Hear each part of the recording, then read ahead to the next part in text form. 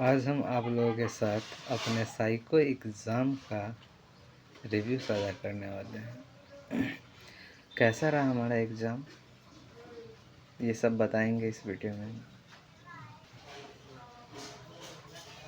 जैसे ही CBT 2 का result आता है ALP में, तो बच्चे की आस जग जाती है कि अब ये लास्ट एग्ज़ाम साइको है, क्लियर हो जाए तो हो सकता है इस बार सिलेक्शन हो जाए। हमने भी कोर्स ले लिया इनका, NK यादव जो है, NK sir, NK psycho classes Jaipur वाले जो टीचर थे, उनका हमने टेस्ट सीरीज़ ले लिया और उनके टेस्ट सीरीज़ से प्रैक्टिस किया। तो ठीक ठाक था उनका टेस्ट सीरीज़, बढ़िया कहा जा सकता है। मुझे सिर्फ एक उसमें फॉल्ट लगा था कि वो टोटल कैंडिडेट्स और उनका एवरेज नहीं बताते हैं, ये प्रॉब्लम था उसमें।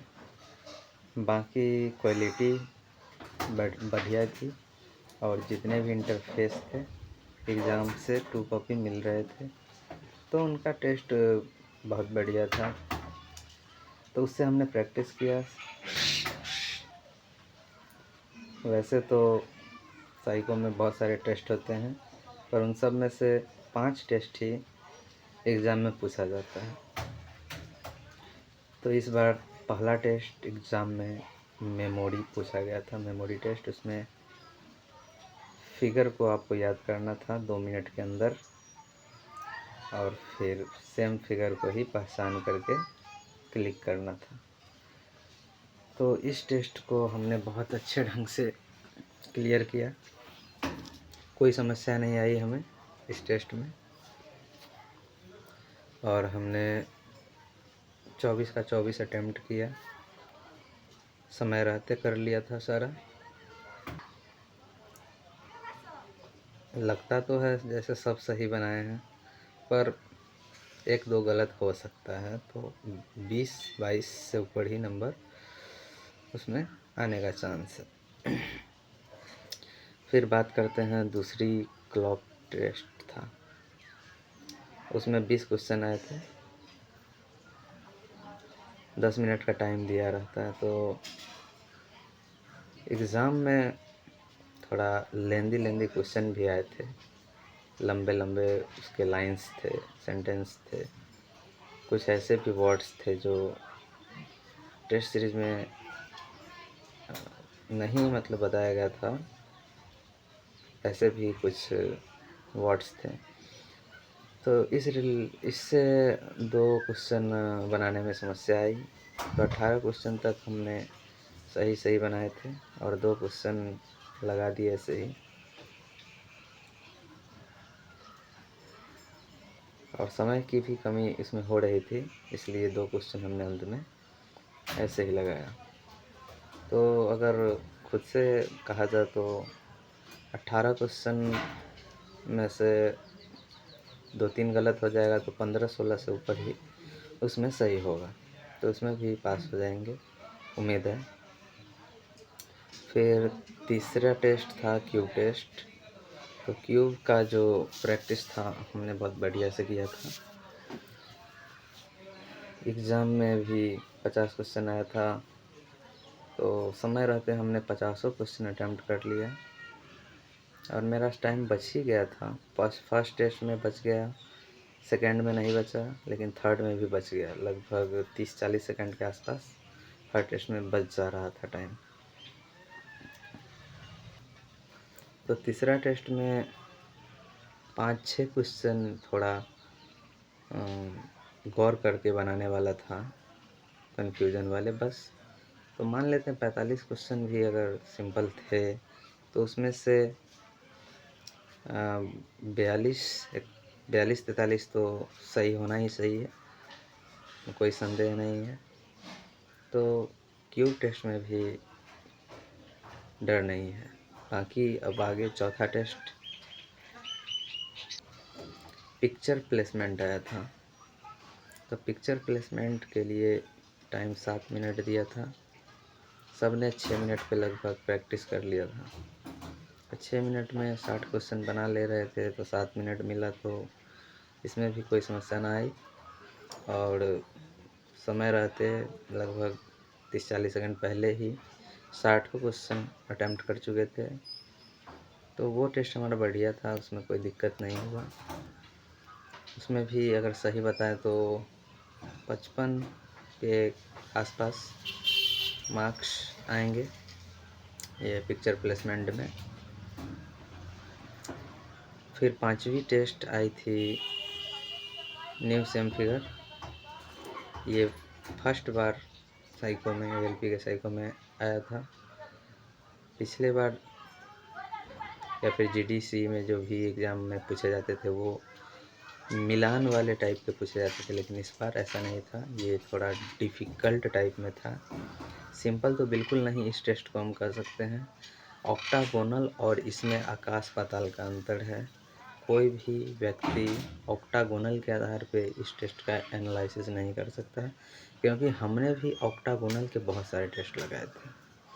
और ऑक्टागोनल टेस्ट में 96 क्वेश्चन में से 93, 94, 95, 96 भी सही हो जाता था, जबकि उसका एवरेज 86-87 भी जो ले आता था वो आराम से पास कर जाता था। तो उसमें 93-94 से ऊपर हो जाता था। लेकिन इस टेस्ट में 72 क्वेश्चन, वो भी 8 मिनट दिया था, कम टाइम नहीं दिया था।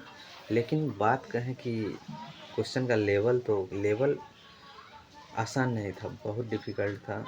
एक तो बहुत छोटे छोटे फिगर थे और धुंधले साफ दिख नहीं रहे थे। बनाया ही गया था ऐसा जिससे बच्चों को परेशानी हो और बच्चे थोड़ा स्लो हो जाए, इसीलिए 8 मिनट दिया था। सोचने वाली बात है।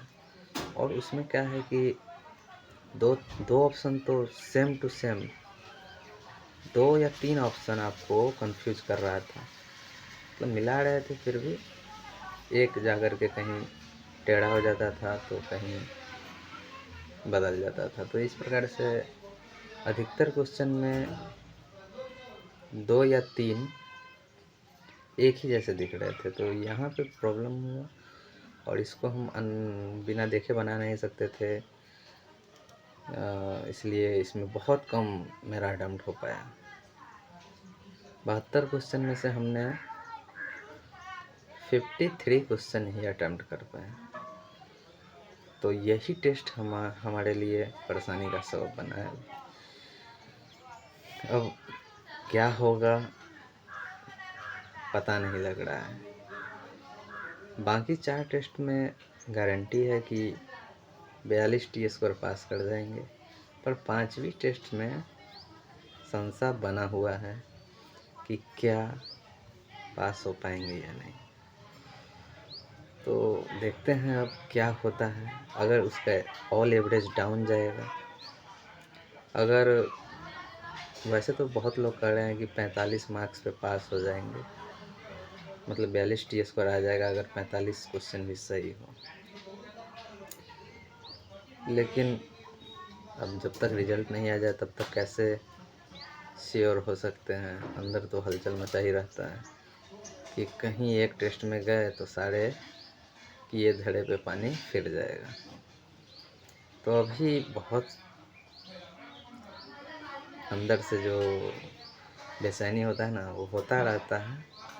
काहे कि आपका एक ख़राब टेस्ट आपके पूरे तैयारी को ख़राब कर सकता है।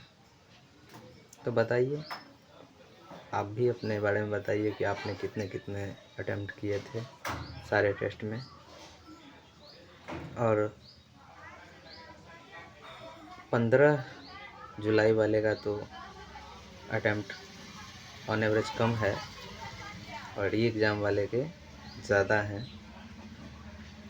तो हम रेलवे से अनुरोध करते हैं कि वो कृपया शिफ्ट वाइज बनाने की कृपा करें, जिससे बच्चों का भला हो। एवरेज के लिए बहुत बच्चे मिल जा रहे हैं, 50-60 हज़ार बच्चे आपको एवरेज बनाने के लिए हर शिफ्ट में मिल गए। और जिनका बाद में लिए उनका अलग से आप एवरेज बना सकते हैं। इनको बहुत सारा टाइम मिला तो वो सीधी बात है कि वो ज़्यादा स्कोर करेंगे ही। अगर आप सबको मिलाएंगे तो दिक्कत तो आना तय है 15 जुलाई, और ख़ासकर फर्स्ट शिफ्ट वालों के लिए जिसको कुछ पता नहीं था कि क्या इंटरफेस है ना है। तो यही हमारा साइको का एक्सपीरियंस रहा। चलिए ठीक है, टाटा बाय बाय, मिलते हैं बाद में।